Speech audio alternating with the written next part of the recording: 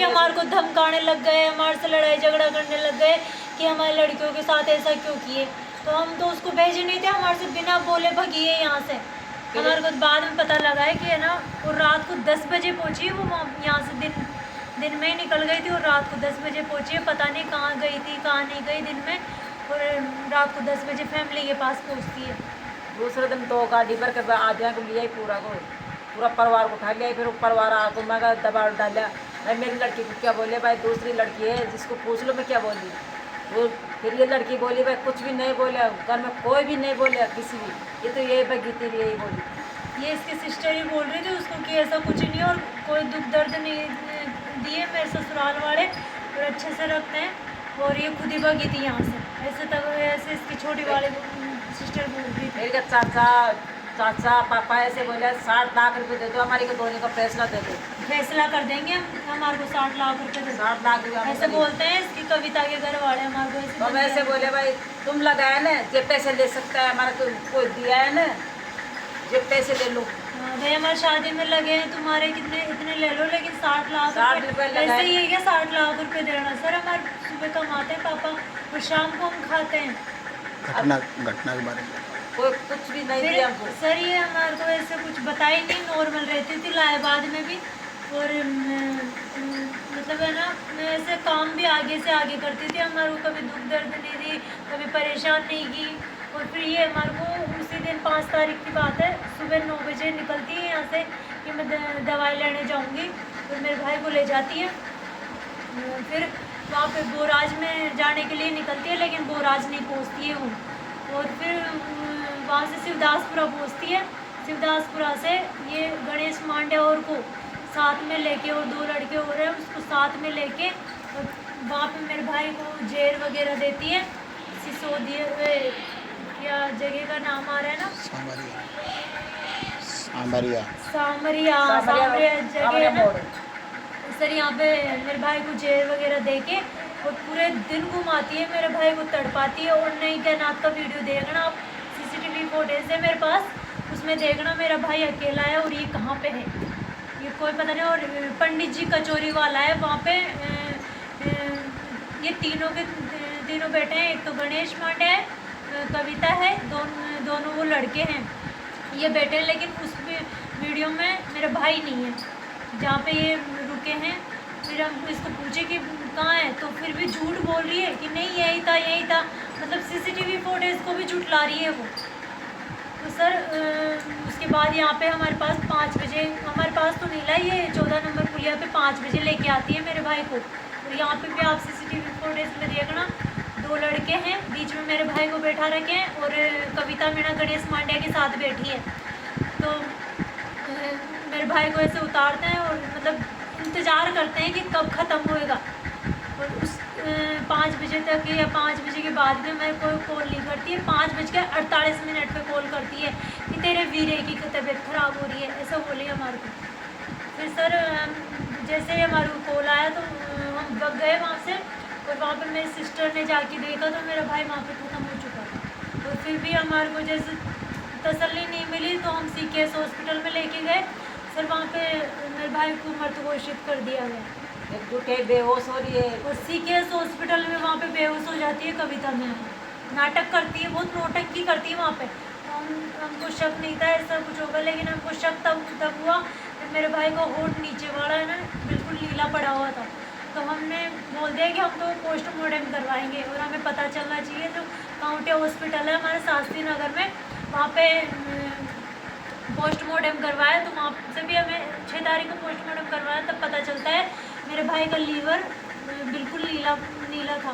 तो हमें फिर शक हुआ, और फिर सर हमारी पोस्टमार्टम रिपोर्ट लेने गए तो हमारे को हॉस्पिटल वाले भी पोस्टमार्टम रिपोर्ट नहीं दी, और ऐसे बोले कि 3 महीने बाद आएगी, कोई पोस्टमार्टम रिपोर्ट नहीं आई अभी, कोई सुनाई। और फिर हम 9 तारीख को सर वो उनको हरिद्वार जी भेज देते हैं। उसके बाद हम CCTV फुटेज खंगाले तो हमें पता चला इस बारे में कि ये बांध के नहीं लाई, ये इसके साथ 3 लोग हो रहे हैं कविता मीणा के साथ।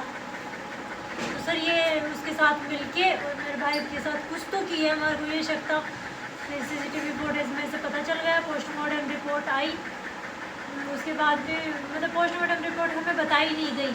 और फिर हम 9 तारीख को थाने में जाते हैं, एप्लीकेशन देते हैं, लेकिन सर वहाँ पे हमारी रिपोर्ट FIR दर्ज नहीं की गई, हमारी कोई सुनवाई नहीं की गई। पुलिस वाले ऐसे देखते हैं कि इस मामले को ऐसे सल्टा देते हैं, फिर ऐसे ही देख रहे थे वो, और हमारे साथ कोई भी बदतमीजी तरीके से बात कर रहे थे वहाँ पे पुलिस वाले। और फिर हम 16 तारीख को भी जोर ज़बरदस्ती करके हम थोड़ा वो जेक वगैरह लगवा के और FIR करवाई।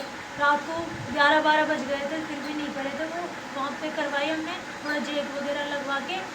और सर ये देख लो आप, कविता मीणा 12 दिन तक भी यहीं पे हमारे साथ रह रही थी, हम रोटी दे रहे थे उसको, देख लो, जबकि मेरे भाई की हत्या करके और हमारी रोटी खा रही होगी। सर ऐसी ऐसी चीज़ें हुई हैं हमारे साथ। और 12वें के दिन लेके गए थे उसको, फिर भी यहाँ पे आके पुलिस वाले बैठे, वो इंचार्ज बैठा है वहाँ पे, लेकिन हम ऐसे नहीं कि इसको ले जाऊँ यहाँ से, आराम से बैठे हैं, बातचीत कर रहे हैं, इंतज़ार कर रहे हैं कब इनका प्रोग्राम स्टार्ट हो, इनका वो करे, ऐसे बैठे। सर कोई सुनवाई नहीं करते पुलिस वाले, कुछ भी नहीं सुनते। कल भी मैं जाके आई थी थाने में, तो वहाँ पे ऐसे बोल रहे थे कि जेल में देंगे, आज इसको जेल में देंगे। सर कोई जेल में नहीं दिए, वो थाने नहीं देते। तो आराम से गणेश मांड्या आराम से हंस रहा था वहाँ पे बैठे बैठे। सर कुछ भी नहीं हुआ उनके साथ, ये चीज़ें होती है, हत्या करके बैठे उनके साथ, कुछ भी नहीं करे। और मैं उनको बोली, पुलिस वालों को बोली कि इनको रिमांड पे नहीं लिए क्या, तो क्या बोले हम रिमांड पे नहीं ले सकते, हमारे ऊपर भी जुल्मी आती है, ऐसे बोलते हैं पुलिस वाले भी। उनको रिमांड पे नहीं ले रहे तो हमारे को ले लो, उनको बाहर निकाल दो, जेल में हमारे को डाल दो, लेकिन हमारे हवाले कर दो, हम कर देंगे उनका रिमांड को। तो सर बहुत गलत हो रहा है हमारे साथ, हमारे भाई को ख़त्म कर दी, लेकिन फिर भी उसको ऐसा एहसास नहीं करा रहे कि आगे वो किसी और के साथ नहीं करे। सर वो और के साथ करेंगे, उनकी चीज़ें तो खुल चुकी है कि हम तो ख़त्म कर जाए, आगे किसी और को भी मारेंगे। सर मांड्या का परिवार वाला यहाँ कहने से भाई कितना भी पैसे लगेगा पर इसको जेल में नहीं जाने देंगे। 1 करोड़ रुपये लग जाएगा, लेकिन हम जेल में नहीं जाने देंगे। गणेश मांडे की फैमिली ऐसे बोल रही है, और कल ही मैं देख के आई थी, गणेश मांडे की फैमिली थाने में बैठी थी। कितना पैसे लगेगा मैं दूंगा, पर जेल में नहीं जाने देंगे हम हमारे बच्चों को।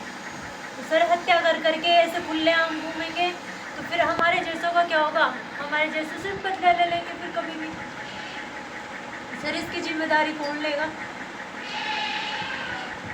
समाज से मेरा यही निवेदन है कि है ना, इनको कड़ी से कड़ी सजा मिले, जैसे मेरे भाई को तड़पाई है उससे डबल ये तड़पनी चाहिए।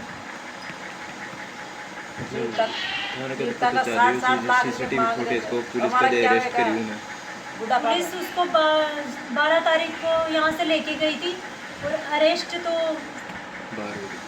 12वें के दिन लेके गई थी, और अरेस्ट तो ये कोई 17-18 तारीख को करी थी सर उसको। 16 को तो FIR हुई थी, लेकिन फिर भी अरेस्ट इतनी लेट करी है। और कोई सुनाई कौन कर रहा? पुलिस वाले भी नहीं सुनते सर, ये है यहाँ की सरकार, ये देख लो आप। अगला जी बेटिया को तो 60 लाख रुपये मांगो, तो हमारा मरेड़ा को पाए हो मन बुढ़ा। सर 60 लाख रुपये उसकी फैमिली वाले मांग रहे थे, हमें हमारा लड़का ला दो, मेरे को मेरा भाई ला दो। 60 लाख रुपये मांग रहे थे वो, तो हमारी हैसियत नहीं थी 60 लाख रुपये देने की, अब ला के दो मेरे भाई।